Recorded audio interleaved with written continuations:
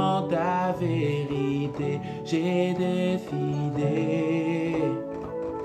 de vivre dans ta sainteté.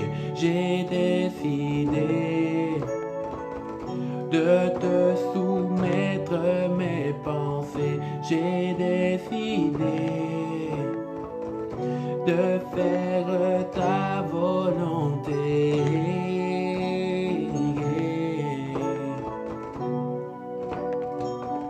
Alléluia, bien-aimé. Es-tu prêt à prendre une décision pour le Seigneur?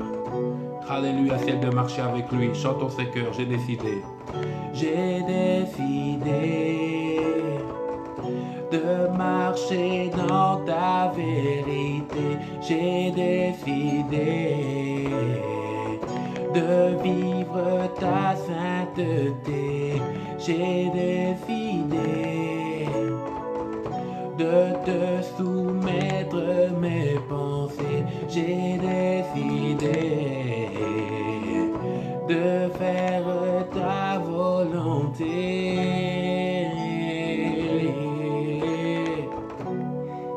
Jésus a dit à la croix, non ma volonté, mais ta volonté, Père. Alléluia. Oh, merci Seigneur. Nous chantons le refrain maintenant. Jésus-Christ, je te suivrai jour après jour. Tu seras mon bouclier et mon amour. Si je tombe, ta main me soutiendra.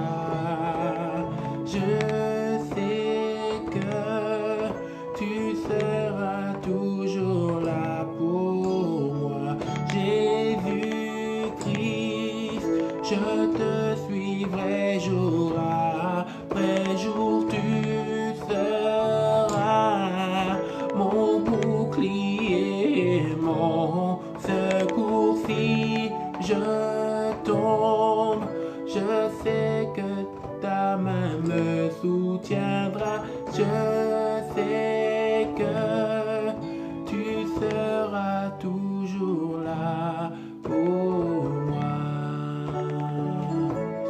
Le Seigneur te soutiendra si tu décides de marcher avec lui, si tu décides de le servir, si tu décides de lui offrir ta vie, si tu décides d'être une offrande sur l'autel de ta vie. Alléluia. Es-tu prêt à marcher avec le Seigneur? Es-tu prêt à faire la paix avec Dieu? Es-tu prêt à te mettre en ordre avec Dieu? Es-tu prêt à lui consacrer ta vie, ta famille, ta santé, ta vie de prière, ton ministère, ton service? Alléluia. Tes finances. Es-tu prêt à te consacrer à Dieu? Jésus a dit, choisissez qui vous voulez servir, mais moi et ma maison, nous servirons l'Éternel. Alléluia. Le dernier couplet. J'ai décidé d'être fidèle à chaque instant. J'ai décidé de te servir en tout temps. J'ai décidé d'avancer au son de ta voix. J'ai décidé de tout faire selon toi. Alléluia. Chantons le cœur ensemble, Jésus-Christ. Jésus-Christ, je te suivrai jour après jour. Tu seras mon bouclier et mon secours. Si je tombe, ta main me soutiendra. Je sais que tu seras toujours là. Jésus-Christ, je te suivrai jour après jour. Tu seras mon bouclier et mon secours. Si je tombe, ta main me soutiendra.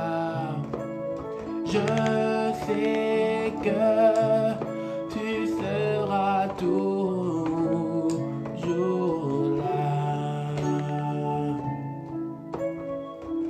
Bien-aimé, est-ce que tu peux confesser ce soir et dire Jésus-Christ, je te suivrai chaque jour de ma vie.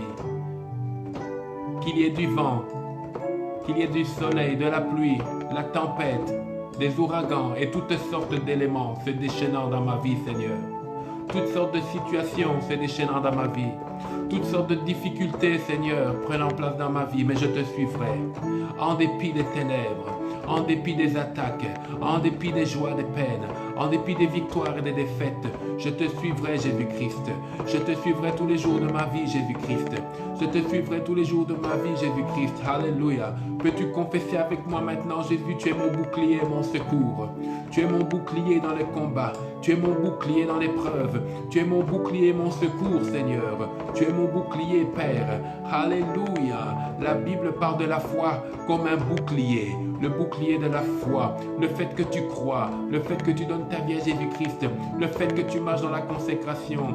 Le fait que tu te repentes. Le fait que tu pries. Le fait que tu écoutes la parole de Dieu.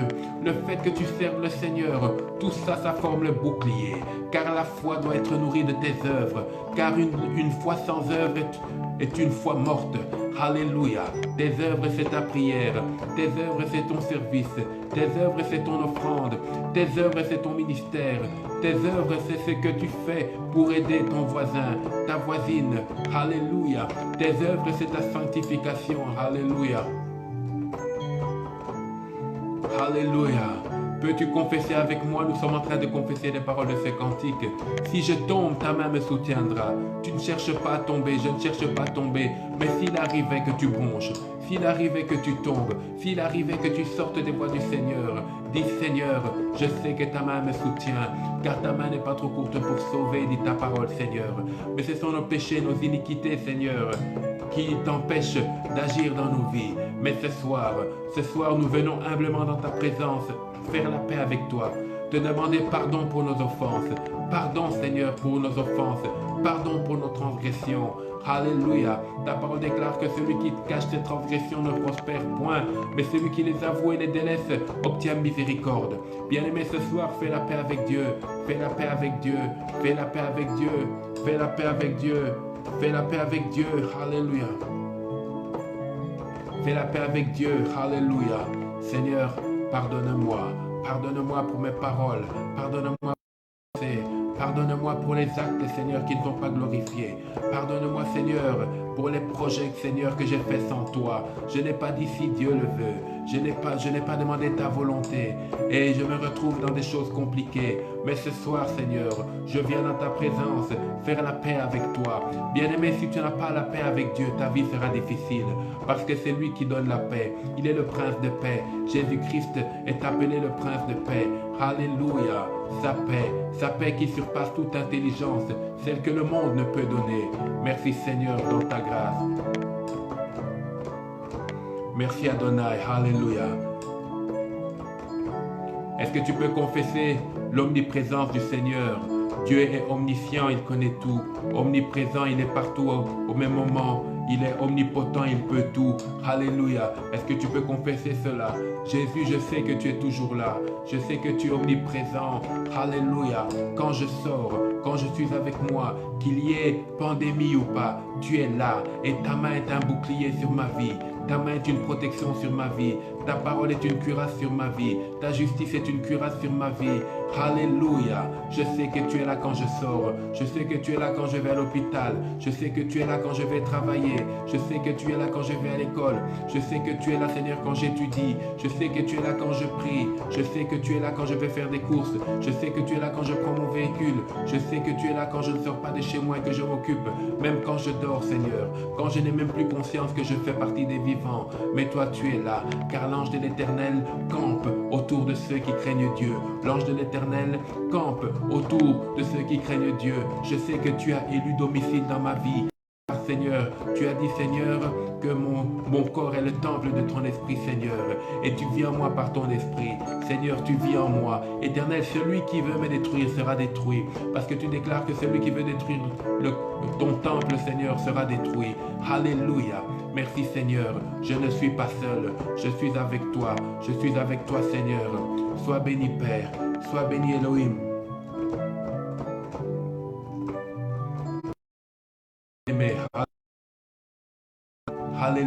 prière est un moyen de grâce puissant pour que nous puissions parler à Dieu, pour qu'il puisse nous exaucer des cieux.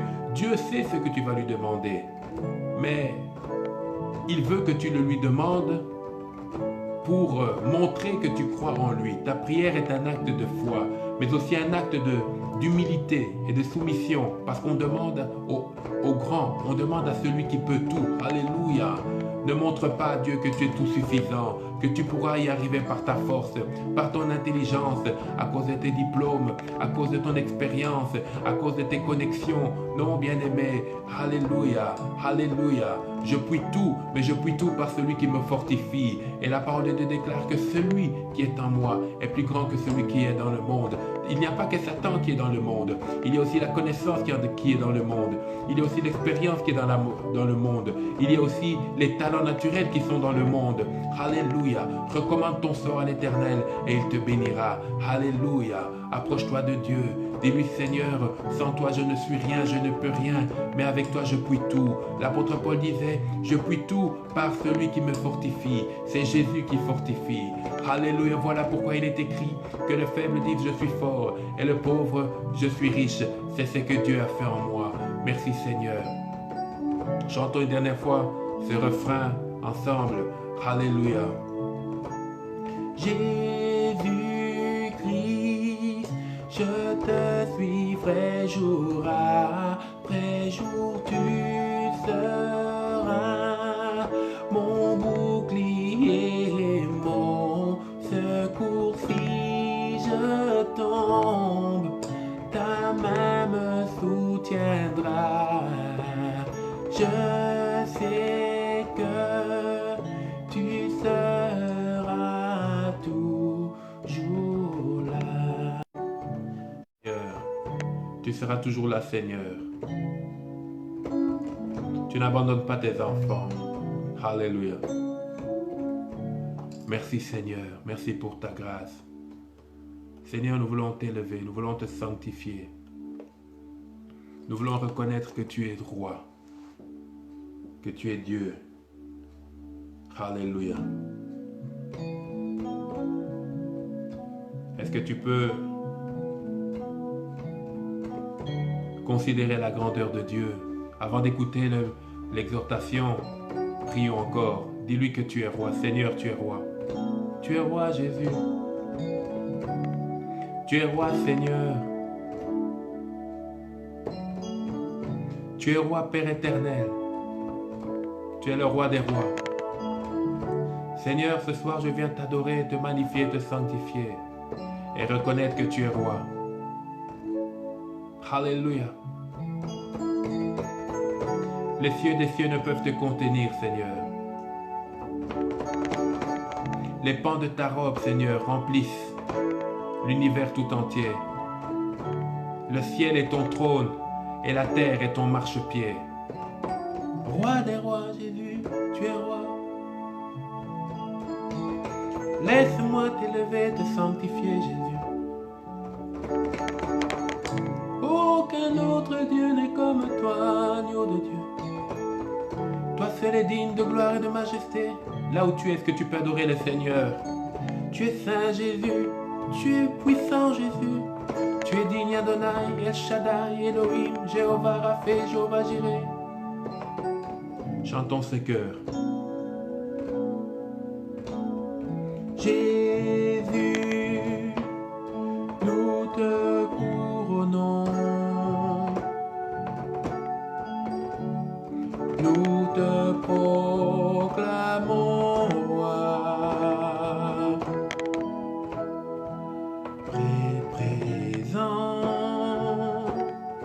au milieu de nous.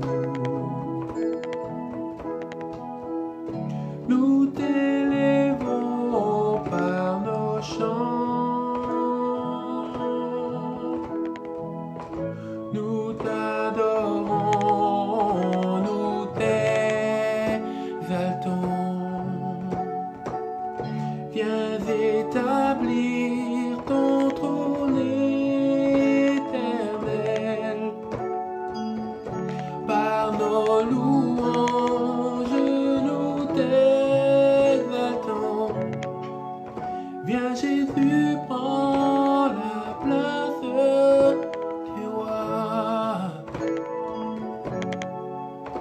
Viens Jésus, prends la place, c'est du roi. Chantons une dernière fois, Jésus, nous te couronnons. Jésus, nous te couronnons. Nous te proclamons roi, présent au milieu de nous. Nous t'élèvons par nos chants. Nous t'adorons, nous t'exaltons. Viens établir ton trône éternel par nos louanges. Nous t'adorons. Viens Jésus, prends la place du roi. Viens Jésus, prends la place. Viens Jésus, prends la place. Viens Jésus, prends la place du roi. Adore le Seigneur. Dis-lui qu'il est roi des rois. Il est tout puissant, il est digne. Il est saint, il est magnifique. Il est grand, il est bon, il est digne. Prends la place du roi Jésus. Tu es le bon berger. Je veux t'adorer. Le Saint des Saints, c'est toi. Le Tout-Puissant, c'est toi. Tu es merveilleux, roi de gloire. Tu es paix, tu es force. Tu es lumière. Tu as dit toi-même que tu es le chemin, la vérité et la vie. Seigneur, tu nous montres le chemin. Prends la place du roi.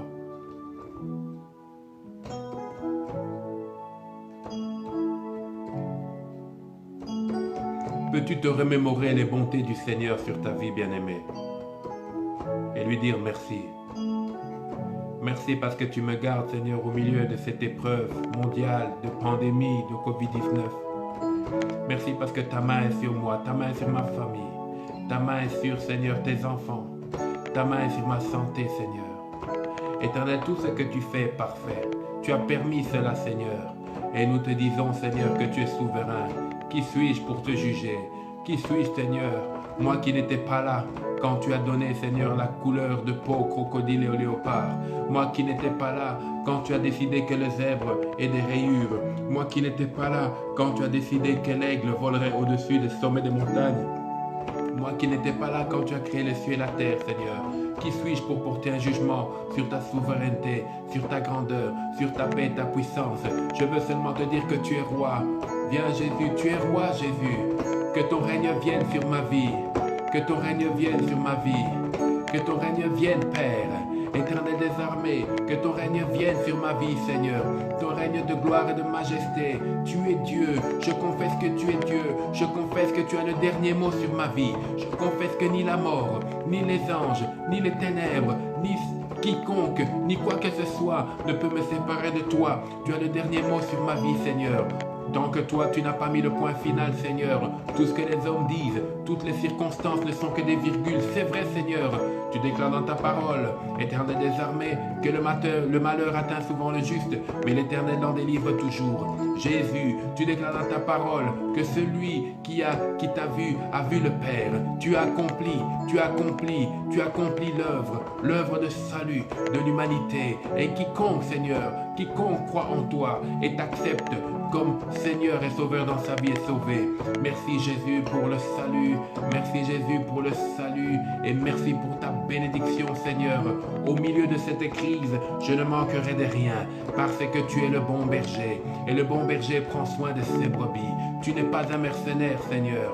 Tu es Dieu, tu es mon Père, tu es mon roi, tu es mon prince, tu es mon Seigneur, tu es mon boss, tu es mon patron, tu es mon pourvoyeur. Jésus, tu es tout pour moi. Alléluia. Tu es mon garde du corps, Seigneur. Tu es mon vaccin, Seigneur, tu es mon sérum. Alléluia. Tu es ma santé, tu es ma force. Tu es tout pour moi, Seigneur. Alléluia, Jésus. Merci, Père.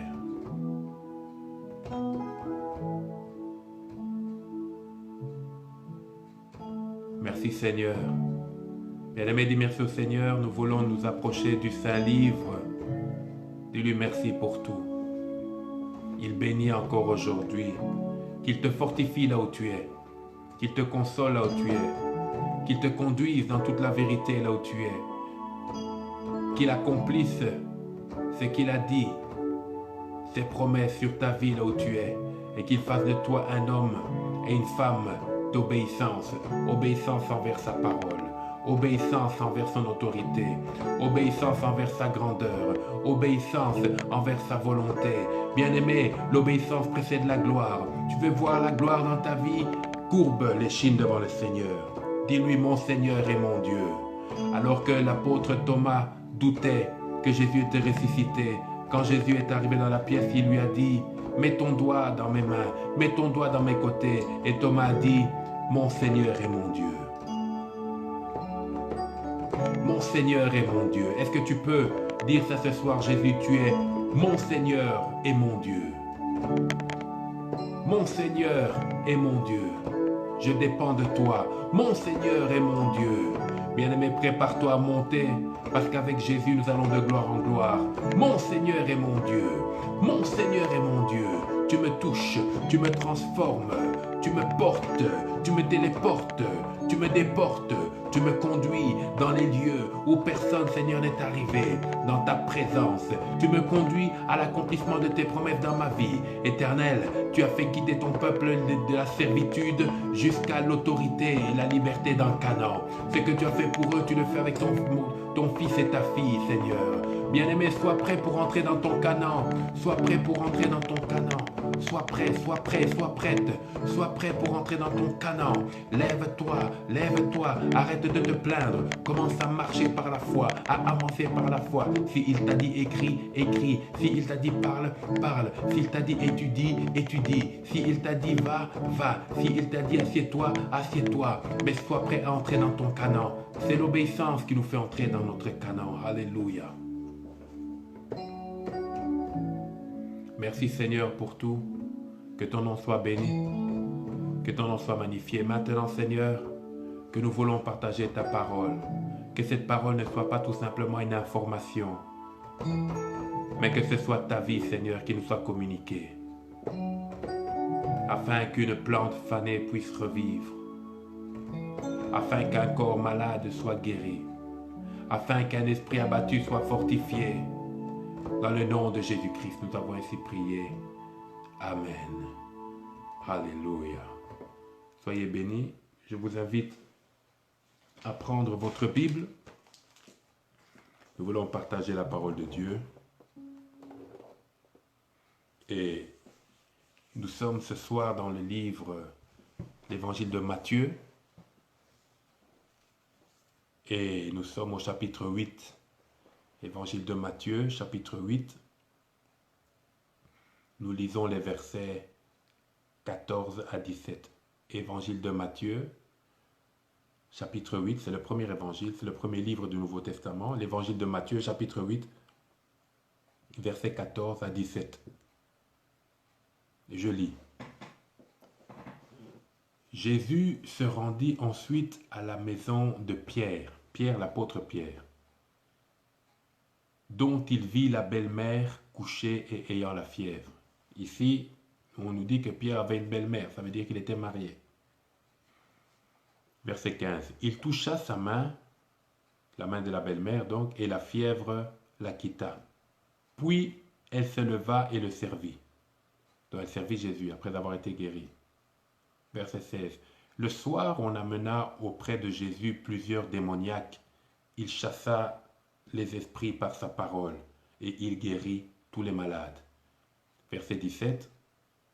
afin que s'accomplisse ce qui avait été annoncé par Ésaïe, c'est le prophète Ésaïe, Ésaïe le prophète, il a pris nos infirmités et il s'est chargé de nos maladies. Alléluia. Voilà ce que Jésus a fait. Il a pris nos infirmités, il s'est chargé de nos maladies. Ici encore, Ésaïe faisait référence à la croix, comme j'ai dû le dire dernièrement. Alors, ici, Jésus est dans un mouvement. Depuis que Jésus a commencé son ministère, il est dans un mouvement. Ce n'est pas Jean-Baptiste qui est allé à Jésus-Christ, mais c'est Jésus-Christ qui est allé vers Jean-Baptiste. Bien-aimés, Dieu nous veut en mouvement. Sa grâce, sa bénédiction, sa faveur, son salut, l'accomplissement de ses promesses, notre destinée ne peut s'accomplir que dans un mouvement. C'est ainsi que dans le tabernacle de Moïse, il n'y avait pas de chaise. Lorsque nous venons à l'église, nous voulons tous être assis et gloire à Dieu pour ça, c'est une bonne disposition.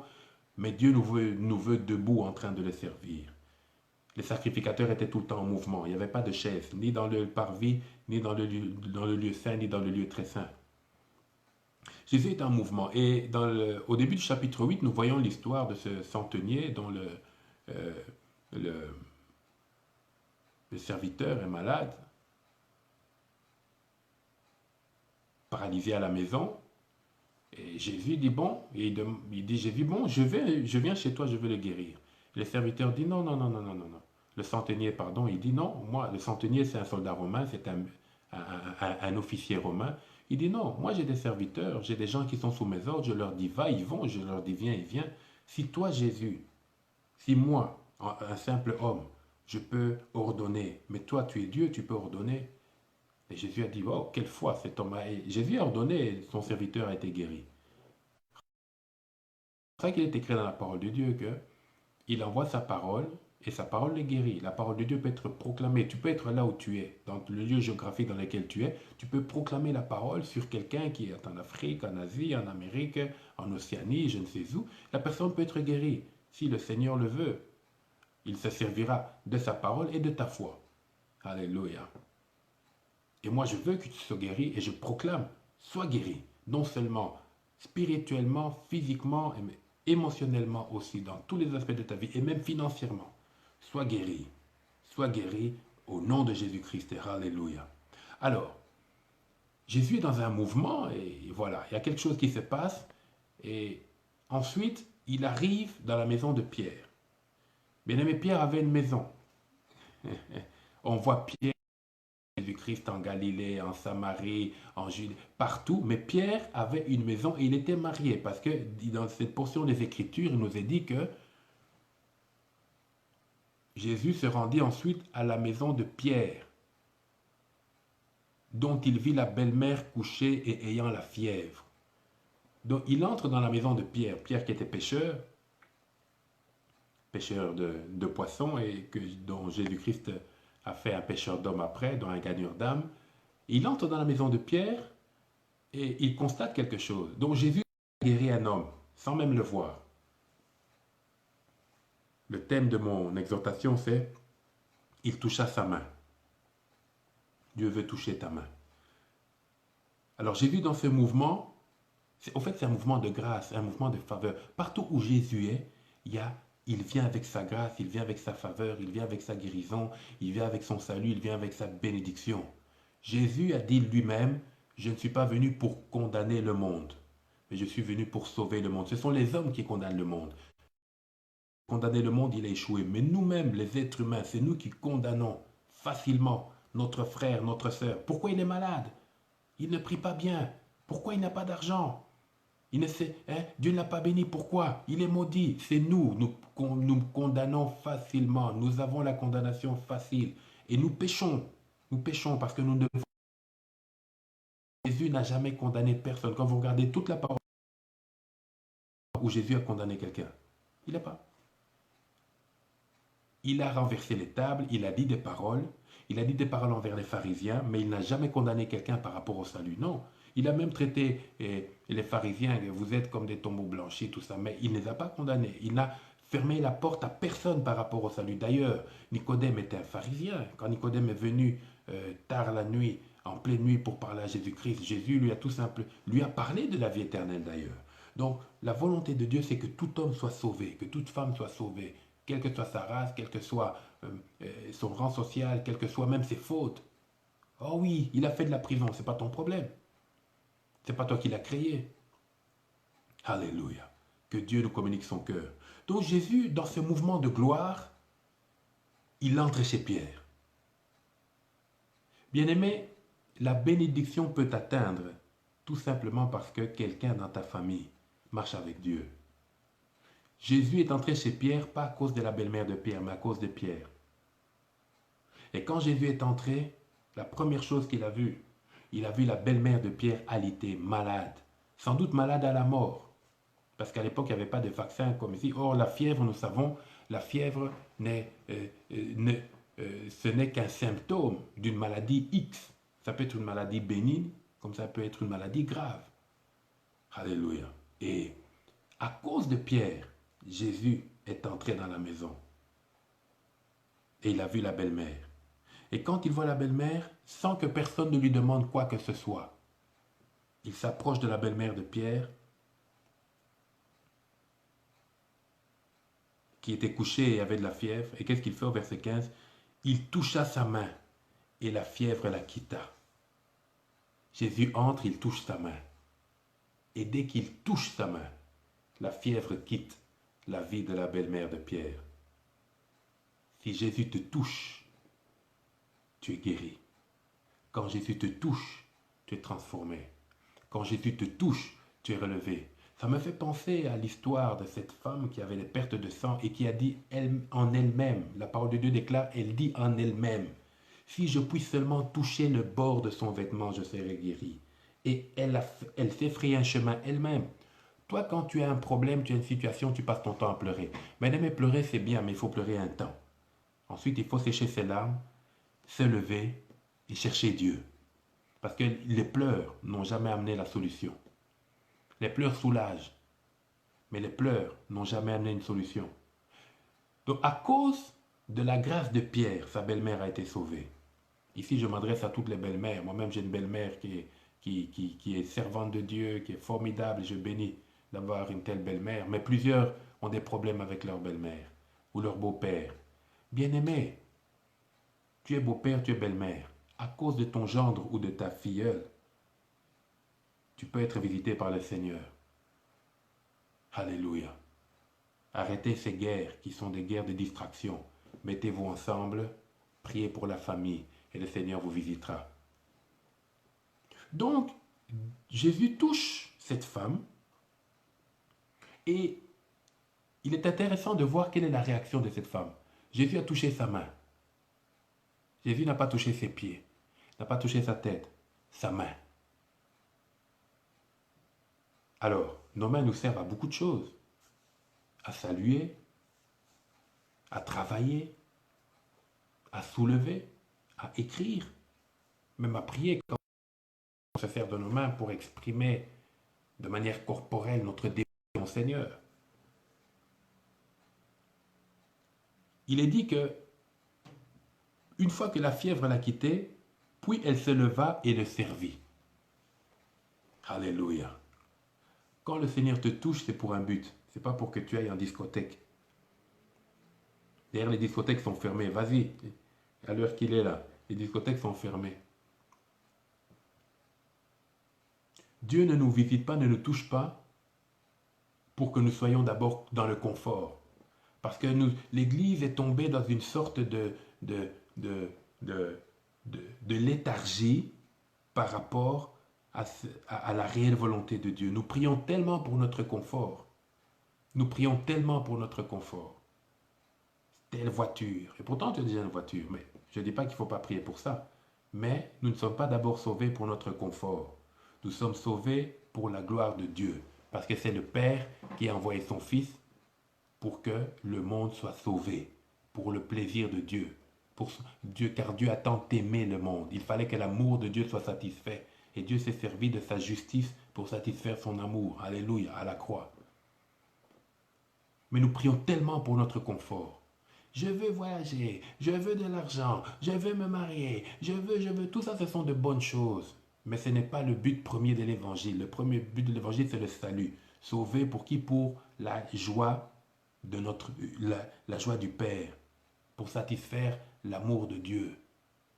Ainsi, notre vie doit être une vie de dévotion, pas parce que nous voulons recevoir de Dieu, mais parce que Dieu nous a donné. Alléluia. Mais par-dessus ça, Dieu dans son amour, parce qu'il nous aime, il veut maintenant nous combler de tous ses biens. Non seulement spirituellement parlant, mais aussi matériellement parlant. Alors, nous qui, quand je dis nous, c'est l'humanité tout entière, nous étions dans une frénésie, et les chrétiens, je veux avoir l'argent, je veux devenir puissant, je veux aller de l'avant, l'onction, l'onction, prospérité, prospérité, prospérité. Un petit microbe est venu te donner la fièvre. Et d'ailleurs, cette affaire de Covid-19, un des premiers symptômes, c'est la fièvre. La fièvre, elle a tout. Et quand ça s'aggrave, les difficultés respiratoires, mais que Dieu te garde, que Dieu te guérisse, tu ne seras pas atteint. Au nom de Jésus-Christ. Un petit microbe est venu. Ni la CIA n'a pas vu ça venir, ni le KGB, ni la DSE, les services secrets français, ni les services secrets congolais. Aucune nation, ni même un prophète, je n'ai pas entendu un prophète prophétiser ça. Bien aimé, à un moment donné, on peut faire du tralala, on peut tourner en rond, on peut danser, on peut crier. À un moment donné, le Seigneur vient changer les cartes dans le jeu. On est en train de jouer, mais c'est le Seigneur qui a l'as de pique. C'est le Seigneur qui a le joker. Il change la donne. Aujourd'hui, nous, l'Église, le corps du Christ, nous devons faire preuve de beaucoup d'humilité. Revenons à l'essentiel. Revenons à l'évangile apostolique. Revenons à la vie de prière. Revenons à l'obéissance à Christ. Revenons à la volonté de Dieu. Revenons aux affermissements. Revenons à l'humilité. Revenons à et pas une vie de consommation, consommation, consommation. Si bien que nous étions même, nous l'Église, arrivés au point de croire que quand quelqu'un est béni matériellement, ça veut dire qu'il est béni par Dieu. Bien aimé, c'est la distraction. L'or et l'argent appartiennent au Seigneur. Ça c'est vrai. Mais nous avons changé nos critères de considération par rapport aux valeurs de Dieu. Nous nous sommes tournés vers Baal plutôt que nous tourner vers le Seigneur. On s'est dit, quand je suis bien habillé, c'est que Dieu est avec moi. Quand j'ai une belle voiture, c'est que Dieu est avec moi. Quand j'ai un bon travail, c'est que Dieu est avec moi. Quand j'ai de l'argent, c'est que Dieu est avec moi. Même quand je suis en bonne santé, c'est que Dieu est avec moi. Mais Paul n'était pas en bonne santé. Paul a prié que Dieu enlève cette écharde de sa vie. C'est-à-dire, Paul avait un défaut physique. Certains commentateurs bibliques disent qu'il était bossu. D'autres disent qu'il avait un problème Dieu. C'est ainsi qu'il n'arrivait pas à bien lire et écrire. Mais bon, ça, ce sont des commentateurs bibliques. On le saura quand on sera dans l'éternité. Mais Paul a servi le Seigneur. Tu vois quelqu'un qui a un handicap, tu dis non, lui, Dieu ne l'aime pas. Bien aimé, nous avons tordu l'évangile, nous avons donné à la couleur à l'évangile la couleur du veau d'or. Ce n'était pas le veau d'or, mais nous avons donné la couleur du veau d'or. Nous allons dans des églises parce qu'il y a de belles chaises. Nous allons dans des églises parce que le pasteur prêche bien. Nous allons dans les églises parce que le pasteur s'habille bien. Nous allons dans des églises parce qu'ils ont une télévision. Nous allons dans des églises parce que c'est la plus proche. Qui t'a dit que tu dois aller dans l'église qui est là où toi tu habites, la plus proche? Tu dois aller dans l'église là où Dieu t'envoie. Même si c'est une bonne église, mais prie Seigneur, où dois-je aller? Il va t'envoyer là où tu seras utile et là où tu recevras la nourriture qu'il a pour toi. Parce que tu ne peux pas être béni de la même manière dans toutes les églises. Dieu t'envoie dans une église locale précise pour que tu ailles de l'avant. Et nous avons mis une échelle de valeurs. Celui qui parle bien en français, c'est lui qui prêche bien. Mais qui t'a dit que... Est-ce que Jésus a prêché en français? Jésus parlait araméen, mon frère. Arrêtons, nous sommes devenus charnels. Il est temps pour nous de revenir. Bien-aimé, la mort est en train de frapper toute l'humanité. Celui qui, après la crise de Covid-19, va encore être dans les tralala sera emporté. Pas emporté par le Seigneur, ni par Covid-19, mais par sa bêtise et sa folie. C'est un temps où le Seigneur veut que le juste s'élève et soit prêt pour le réveil. Parce que le réveil, il a déjà commencé. Le réveil, c'est considérer les choses telles que Dieu les considère. C'est ça le réveil. Tu considères que la mort est réelle. Et quand tu considères que la mort est réelle et à ta porte, à ce moment-là, tu te poses la question, après quoi? Mais après la mort, il y a la vie. Il y a Jésus-Christ. Alléluia. Donc, quand Jésus a touché la belle-mère de Pierre à la main, la première chose que la belle-mère de Pierre a fait, et je bénis le Seigneur pour ça, elle s'est levée et elle a servi Jésus. Elle a commencé à le servir. En quoi? Peut-être c'était la nourriture. Quand on accueillait les personnalités à l'époque dans sa maison, la coutume juive, c'était de laver les pieds. Elle a Jésus. Les pieds de Jésus, comme les pieds des apôtres et de toute personne qui marchait à l'époque, étaient sales parce qu'ils avaient des sandales et marchaient dans la poussière. Donc ça, c'est l'humilité. La belle-mère nettoie les pieds de l'ami du beau-fils. On n'a pas dit qu'elle a lavé les pieds de Jésus parce que c'était Jésus. Elle a lavé les pieds de Jésus parce que c'était un invité. Alléluia. Bien-aimés, que Dieu nous aide à redevenir des enfants de Dieu et pas des enfants de colère. Pas des enfants de colère. Toi aussi, tu as tellement volé Dieu. Tu as donné ta dîme quand tu pensais que tu pouvais donner ta dîme. Tu donnes ton offrande quand tu penses que tu peux donner ton offrande. Le Seigneur t'a déjà parlé. Aller vers telle personne. Tu as vu que cette personne manquait de pain. Tu as vu que cette personne manquait d'une paire de chaussures. Le Seigneur t'a dit de donner, de bénir et tu pouvais le faire. Mais tu as pris cet argent, tu es parti acheter un sac à main. Tu as volé Dieu. Bien-aimés, revenons à l'évangile. L'évangile, c'est quoi? C'est repentons-nous. L'évangile, c'est quoi? C'est donnons nos vies à Jésus-Christ. L'évangile, c'est quoi? C'est le royaume des cieux. Est déjà là. L'évangile, c'est quoi? C'est guérissons les malades. L'évangile, c'est quoi? C'est chassons les démons. L'évangile, c'est quoi? C'est allons de l'avant. Arrêtons le tralala. Ce n'est plus le temps de faire semblant d'être chrétien. Ce n'est plus le temps de faire semblant d'être béni. Toi, tu dis que tu es béni. C'est faux. Tu n'es pas béni parce que tu prends des crédits. Un crédit, ce n'est pas une bénédiction. Un crédit, c'est une dette. Alléluia. Mais Dieu veut te bénir. Il n'est jamais trop tard pour revenir dans la vérité. Les disciples d'Emmaüs, ils quitté Jérusalem et Jésus était derrière eux en train de les suivre. Vous voyez l'amour de Dieu? Notre folie ne fait pas peur à Jésus. Mais quand Jésus vient nous récupérer, revenons à lui. Alléluia. La belle-mère de Pierre a servi Jésus-Christ. Tu dois servir Jésus-Christ, je dois servir Jésus-Christ, selon sa parole. Alléluia. C'est une exhortation, je ne veux pas trop parler. Mais regardez ce qui s'est passé. Jésus a fait toute la journée chez Pierre. Vous voyez, quand vous servez Jésus-Christ, Jésus demeure là où vous êtes. Il reste avec vous. Vous savez comment Abraham a eu son enfant? Il a vu 3 hommes passer. C'était l'ange de l'Éternel avec 2 autres anges qui avaient pris l'apparence humaine. Abraham était sur la tente. Il ne somnolait pas. Il était devant sa tente. Il les a vus au loin. Quand il les a vus, ça c'est l'image de la vision, de la révélation. C'est-à-dire Abraham, c'est l'image de la prière. Il était en veille. Quand il les a vus au loin, la Bible déclare qu'il s'est levé, il a commencé à courir. Il était vieux, hein? Très vieux. Il avait 90 ans, 90 ans. Il a commencé à courir et il les a invités. Il a tellement insisté qu'ils sont venus. L'insistance dans la prière, l'insistance dans le service. Tu es fatigué, sers le Seigneur quand même. Tu es découragé, continue à prier. Alléluia.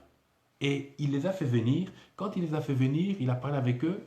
En tout cas, je ne sais pas. Abraham avait un discernement spirituel extraordinaire. Il leur a dit, non, non, non, ne partez pas, je vais préparer un chevreau, je vais vous préparer à manger. Ils ont fait, non, on va passer, non, non, non, non. Il leur a dit, je vais préparer pour vous. Abraham a prêté un chevreau. Apprêter un chevreau, là, moi j'ai déjà fait ça. Chez les Arabes, on appelle ça un michoui. Ça prend toute la journée.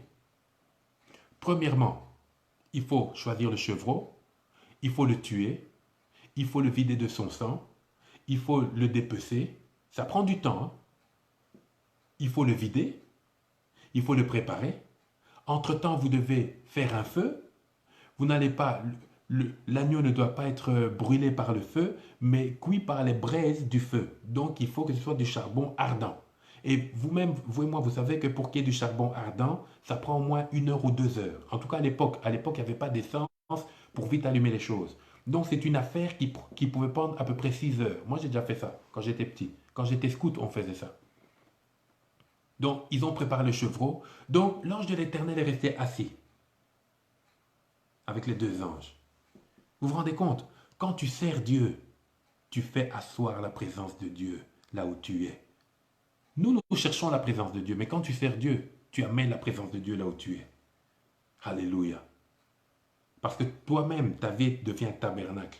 Parce que tu es le temple du Saint-Esprit. Et la nuée résidait sur le tabernacle. Et ta vie toi-même est un tabernacle. C'est-à-dire c'est un lieu de rencontre. Et c'est ce que la mère de Pierre a fait. À cause de la belle-mère de Pierre, Jésus est resté toute la journée. Je ne sais pas ce qu'il a fait, mais quand Jésus est là, en tout cas, ça marche. Parce que quand Jésus est là, il fait ce que tu vois, mais il fait aussi ce que tu ne vois pas.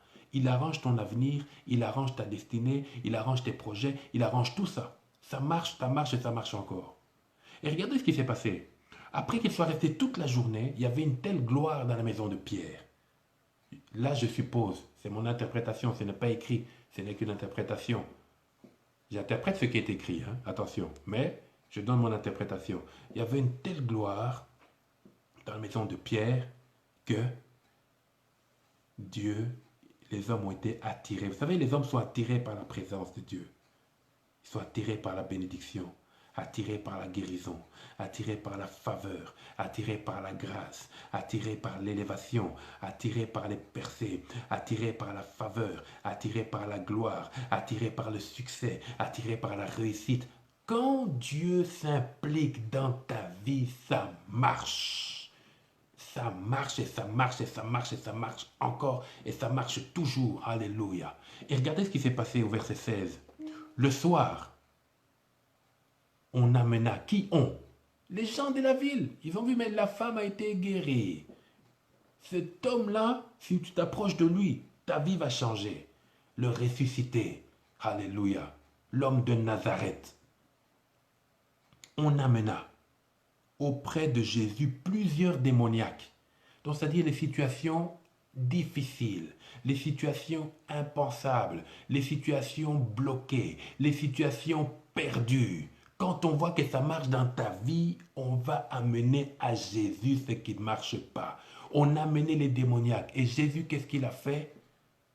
Jésus avait mangé. Hein. Donc, il faut que tu serves le Seigneur. Pendant que toi, tu sers le Seigneur, la délivrance de quelqu'un d'autre va se manifester. Ta propre délivrance et la délivrance de quelqu'un d'autre. C'est quelqu'un va se marier en servant le Seigneur. Quelqu'un aura un travail en servant le Seigneur.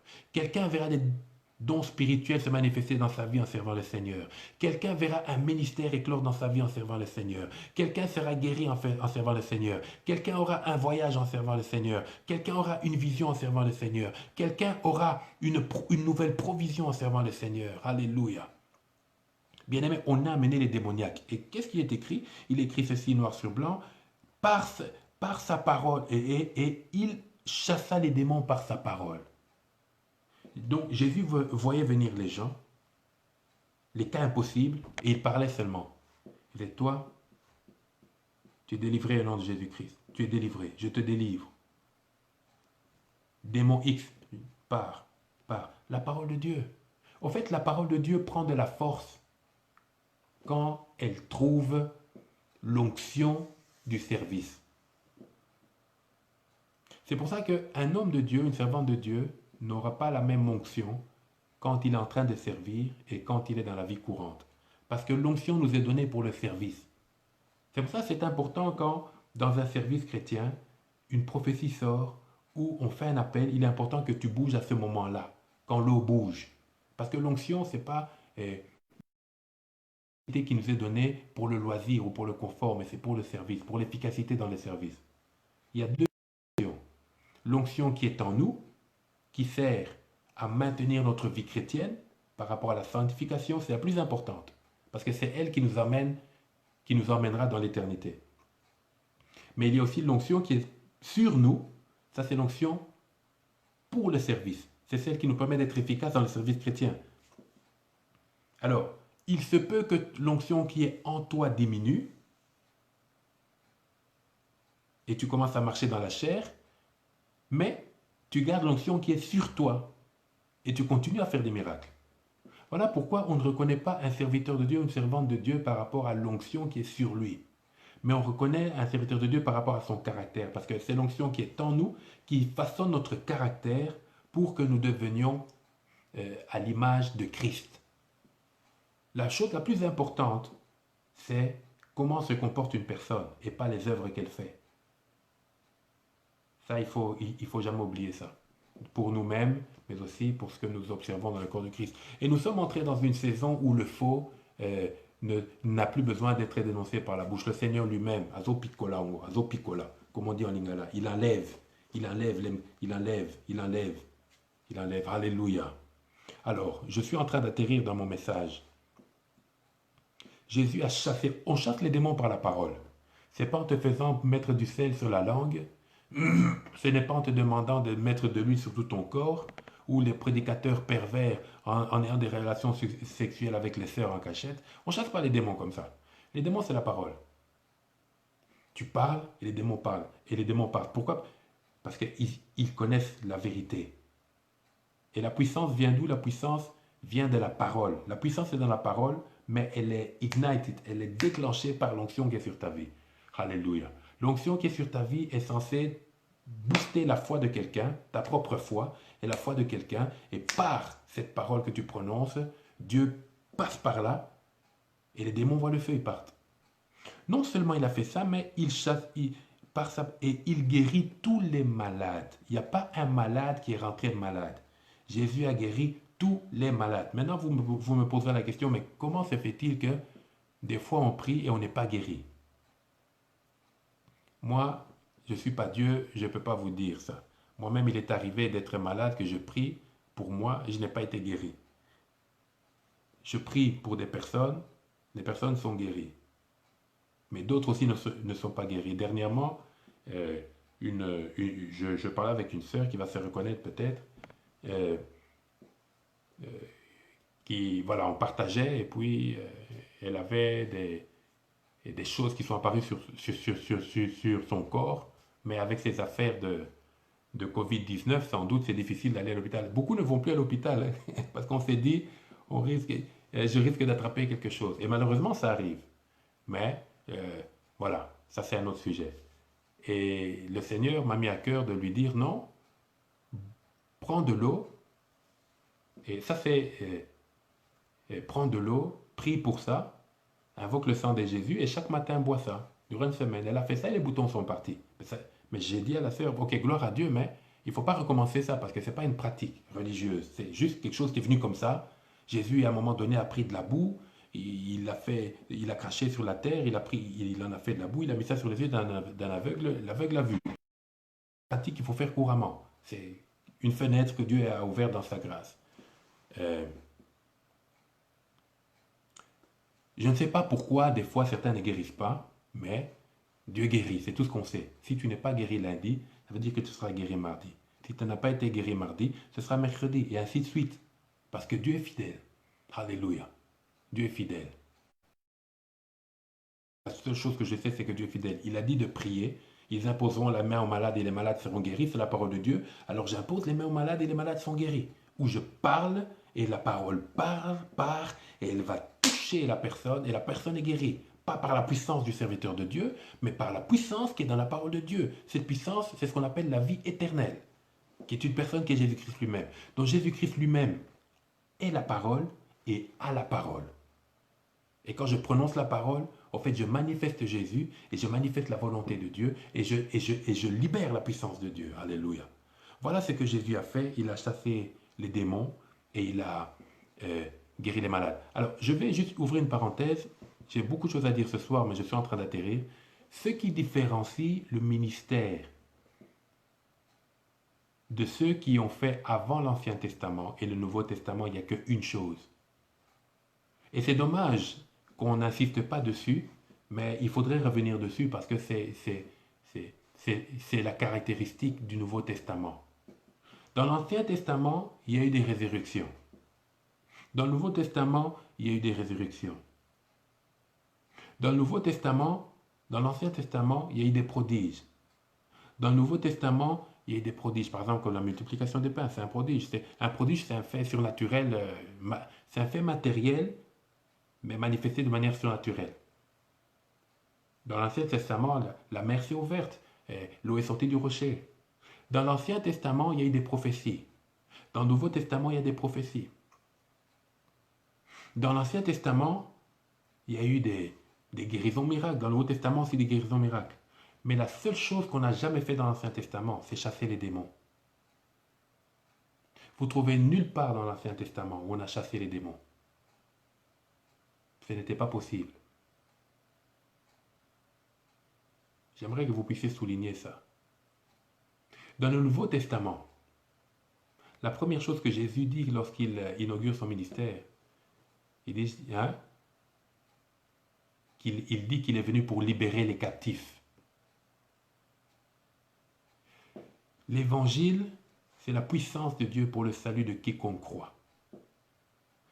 Nous entrons dans une ère, et là je pense que je prophétise, je crois que je prophétise. Nous entrons dans une ère nouvelle qui malheureusement a été inaugurée par la pandémie. Dieu est souverain, je ne vais pas juger Dieu, où la puissance de Dieu, originale et originelle, va se manifester. Plus seulement du haut de la chair, par rapport aux ministres de Dieu, aux servants de Dieu, mais va se manifester dans la vie de tout chrétien. Ça a toujours été la volonté de Dieu, parce que quand Dieu dit à Moïse d'aller avec tous les anciens, les 70 anciens, dans sa présence, et les anciens ont commencé à prophétiser dans sa présence, mais 2 étaient restés en dehors du camp. Et Josué, qui était en dehors du camp, a vu les 2, pendant que tous les anciens qui étaient dans le camp prophétisaient, les 2 autres prophétisaient aussi à l'extérieur du camp. Et Josué est parti se plaindre chez Moïse pour dire qu'il y a 2 anciens qui prophétisent en dehors du camp. Et qu'est-ce qu'a dit Moïse? Il a dit, plaise à Dieu que tous deviennent prophètes. Donc nous entrons dans une ère, et c'est ça le réveil, où tout chrétien, les ministères sont des ministères, on rend grâce à Dieu pour ça, c'est une grâce pour l'Église. Tout chrétien est amené à avoir conscience de qui il est et de ce que Dieu attend de lui. Et c'est par là que vient le miracle. Le miracle n'est pas l'apanage des ministères ou des serviteurs de Dieu. Le miracle est donné à quiconque croit, quiconque a cru. Et voici les miracles qui accompagneront ceux qui ont cru. Tu as cru, les miracles sont sur tes mains. Tu as cru, les miracles sont sur ta bouche. Tu as cru, les miracles sont sur ta parole. Alléluia. Je ferme la parenthèse. Donc nous arrivons dans... Dieu vient d'inaugurer un temps de réveil où le juste doit se lever. Dieu vient d'inaugurer un temps de réveil où par tes mains les morts seront ressuscités. Dieu vient d'inaugurer un temps de réveil où il n'y a pas que les prophètes qui vont prophétiser. La prophétie sera dans la rue. Les gens ont soif. Le Seigneur est en train de créer la soif de la parole. La soif de la parole, la soif de la parole. Et Dieu est en train de mettre sa parole sur la bouche de ses enfants, des petits, des petits, des petits, des petits. Pendant que les grands serviteurs prêchent sur la prospérité, sur l'argent, le Seigneur met sa parole sur la bouche des petits. Voilà pourquoi quand Jésus-Christ à 12 ans est entré dans le temple, il a parlé avec les docteurs de la loi, ils étaient étonnés de ce qu'ils connaissaient. Dieu met sa parole sur la bouche des petits. Qui est petit? C'est celui qui s'humilie devant le Seigneur. Alléluia. Alors pour terminer mon message,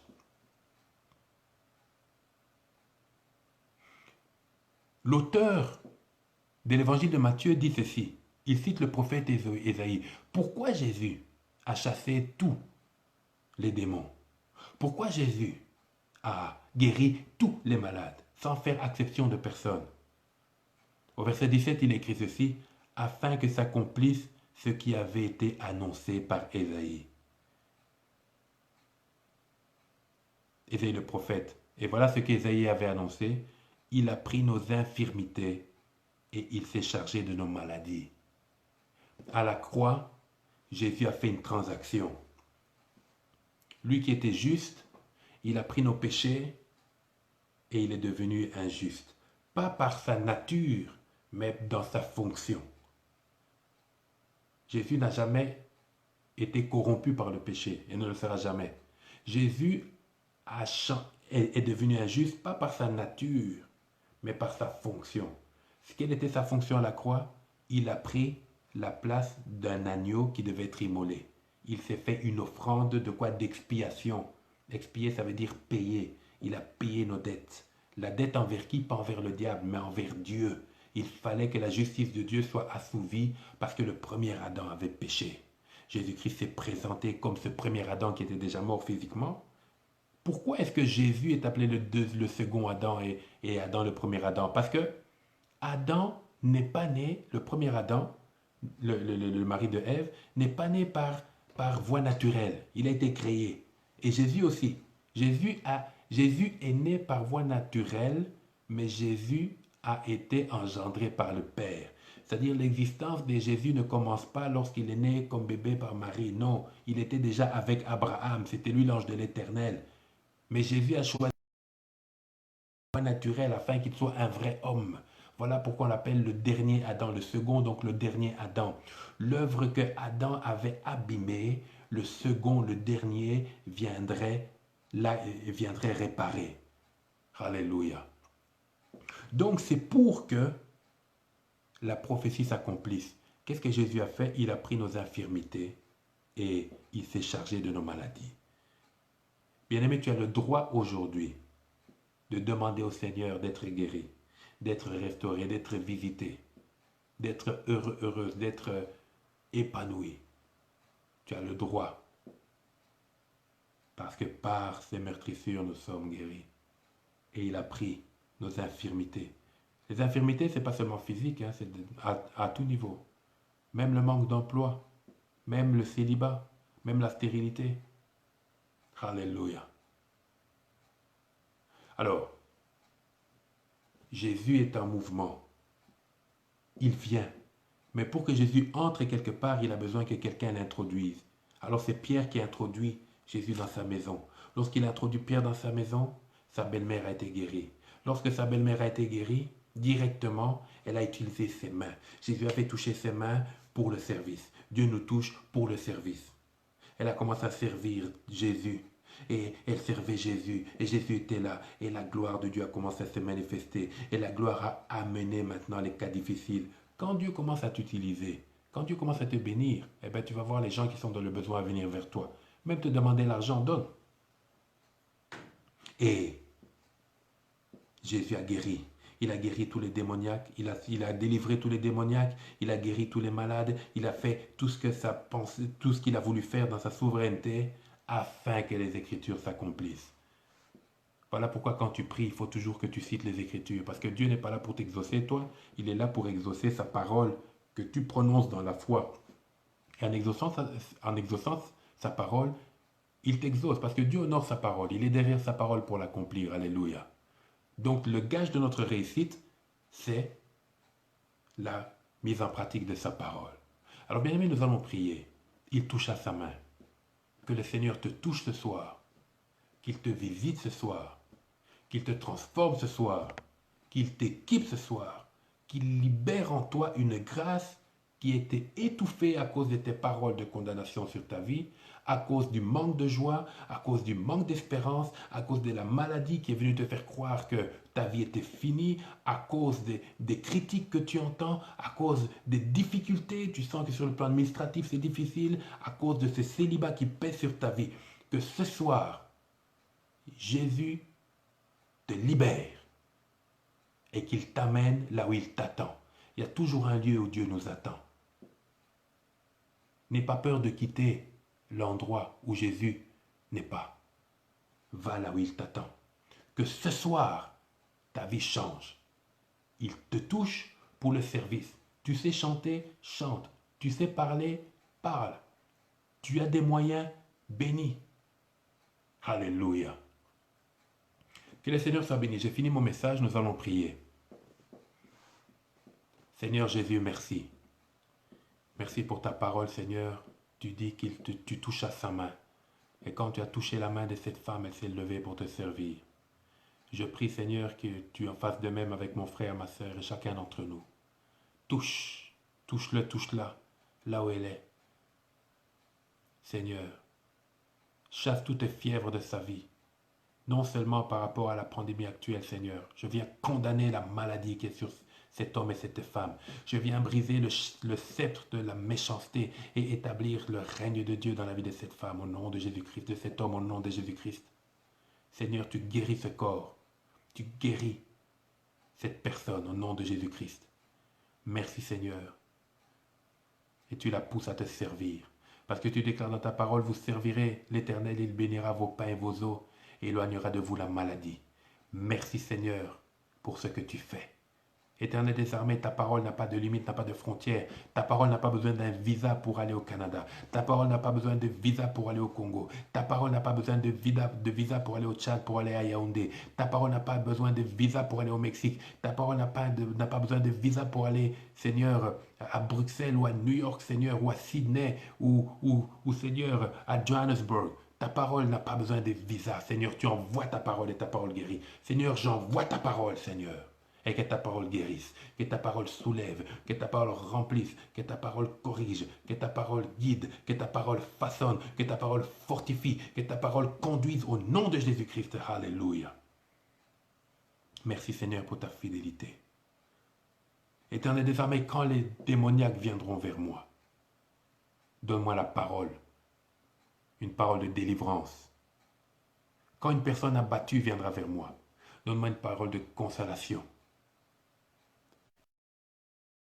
À ma maison, quand je viendrai la désolation frapper à ma porte, donne-moi une parole de force, de délivrance et de gloire, Seigneur Jésus-Christ. Quand je verrai, Seigneur, un malade venir vers moi, mets ton onction sur mes mains et que en imposant mes mains qu'elle soit guérie. Éternel, que le monde sache que tu es Dieu. Éternel, merci parce que tu suscites une génération, Seigneur, de frères et de sœurs qui croient en toi et qui veulent te servir, qui sont prêts à investir dans l'œuvre de Dieu. Je veux terminer mon propos en disant ceci.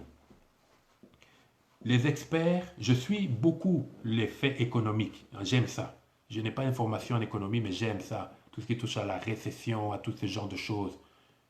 J'ai pris des bouquins, j'ai lu, j'aime. Les experts ont prédit, et je ne jette pas un discrédit sur ce qu'ils ont dit, les experts économiques, mais je constate seulement, les experts économiques ont prédit une crise économique indescriptible après cette pandémie mondiale Covid-19. C'est pour ça que tous les pays sont en tension entre le fait de garder la population protégée du virus avec les mesures de distanciation sociale, c'est dans le monde entier, mais aussi avec la volonté de reprendre rapidement les activités économiques d'un pays parce que les économies sont en train d'être anéanties. La récession a déjà commencé. La récession, c'est quoi? C'est le manque de liquidité. Il n'y a plus de liquidité, il n'y a plus d'argent. Il n'y a plus d'argent, pourquoi? Parce qu'il n'y a plus de commerce. Le commerce, c'est quoi? C'est produire, transformer, vendre et faire acheter. Et l'argent circule. La récession a déjà commencé. Il n'y a plus d'argent maintenant dans le monde. Or, c'est avec de l'argent que nous nous procurons les biens. Amen. Suivez-moi bien. Donc, nous sommes au creux d'une vague qui n'a jamais eu lieu. Même la crise de 1929, la crise américaine de la bourse de New York quand elle avait éclaté, il n'y a jamais eu ça. La crise de 2008 aussi que nous avons vécue dernièrement, c'était très compliqué. Mais là, on va dans une crise qui n'a jamais eu lieu. Ce sera compliqué. Mais, pour les enfants de Dieu, Dieu fera la différence. Il dit, je ferai la différence entre ceux qui me servent et ceux qui ne me servent pas. Le secret, c'est quoi? Applique-toi. Et je sais que plusieurs qui me suivent maintenant ne font pas partie de l'église La Parole de Vie, la Bonne Montréal, mais fais-le aussi dans ton église. Applique-toi à honorer Dieu avec tes dîmes et tes offrandes. Applique-toi à honorer Dieu avec tes dîmes et tes offrandes. Et de libéralité aussi, si tu veux bénir quelqu'un, ton voisin, un frère, une sœur, ton neveu. Bien-aimé, applique-toi à honorer Dieu dans tes dîmes et tes offrandes. Le Seigneur va te faire survoler la crise. Je ne sais pas comment, mais il le fera. Pour les enfants d'Israël, il a fait tomber la manne du ciel. Il a envoyé des cailles, la viande. Toi, tu vas à l'abattoir pour chercher la viande. Eux, on leur a envoyé la viande. Ce que je dis peut paraître simple, désuet pour quelqu'un, mais je suis en train de te donner la clé. Il ne faut pas qu'une église locale puisse être en difficulté financière au sortir de la crise. Parce que ça ne permettra pas au réveil de rebondir. Toi qui as été, plusieurs ont été bénis durant la crise, les enfants de Dieu. Plusieurs ont reçu du travail durant la crise. Plusieurs ont été visités durant la crise. Pourquoi? Parce que le Seigneur fait la différence entre ceux qui le servent et ceux qui ne le servent pas. Mais maintenant, honore le Seigneur dans tes dîmes et tes offrandes. Amen. Et pour nous qui sommes de Montréal, il y a un numéro Interat. Comme vous le savez, c'est toujours le même numéro de notre frère que vous connaissez. Je ne vais pas citer son nom. Envoyez votre offrande, votre dîme là. Et l'église est bénie. Ce que nous faisons avec cet argent-là, nous sommes tout simplement en train de payer la salle. Vous le savez très bien. Alléluia. Mais que le Seigneur soit béni. Le Seigneur touche tes mains pour le servir. À nous revoir le dimanche. Et j'encourage chacun à continuer à participer à son groupe WhatsApp. Et gagnons les âmes. On gagne les âmes dans notre environnement. On leur donne la page Facebook. Hein? Et ils peuvent aussi participer. Et très bientôt, nous serons ensemble dans notre salle en train de servir le Seigneur. Mais nous n'allons pas être dans la salle pour le plaisir de la salle. Nous allons être ensemble pour que le feu soit là et nous allons sortir à Montréal. Bien aimé, nous allons gagner Montréal, nous allons implanter des églises à Montréal. Tu me dis, mais qui va être le pasteur de ces églises? C'est toi qui me regardes. C'est toi qui seras le pasteur. Je te salue, pasteur. C'est toi qui vas les prêcher. Alléluia. Oh, le feu est là. Que Dieu vous bénisse. À dimanche. God bless you.